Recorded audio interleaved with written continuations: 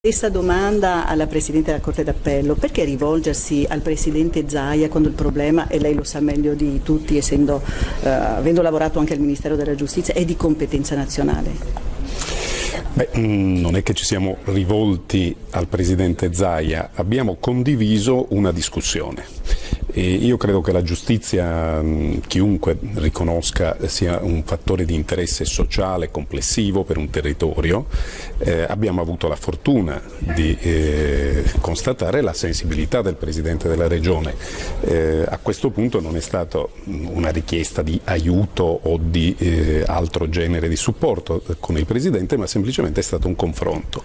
Questo confronto porta a conclusioni che vedono convergere il punto di vista dei dirigenti degli uffici come valutazione dei bisogni del sistema giustizia su questo territorio con quella che è la valutazione poi esterna, cioè d'insieme, sulle necessità che una società equilibrata manifesta, perché è evidente che se la giustizia civile non funziona i rapporti economici a loro volta ne risentono, è evidente che se non funziona la giustizia penale l'intero assetto complessivo della sicurezza, della convivenza civile di un territorio ne viene negativamente influenzato. Quindi più un problema di qualità e a questo punto di quantità, con un divario enorme tra un Veneto competitivo che in fatto di giustizia è molto arretrato. Direi che il problema in questo momento effettivamente è di impegno perché ci siano le condizioni per una maggiore efficienza del servizio di giustizia.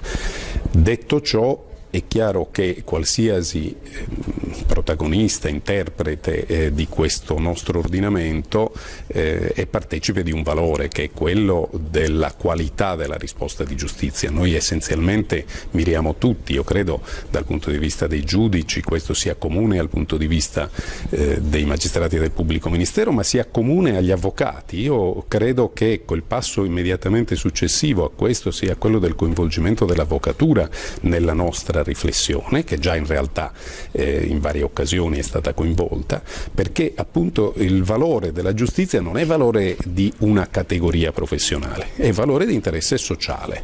E in questi termini dunque l'ambizione è quella di uscire dalla condizione di sofferenza nel quotidiano, sul piano dell'efficienza, per passare ad un tentativo di migliorare anche la qualità di questa risposta ai bisogni di giustizia. Posso fare un'ultima domanda? Sembra quasi che i vertici della magistratura veneta stiano tirando la volanta al Presidente Zaia sulla strada dell'autonomia.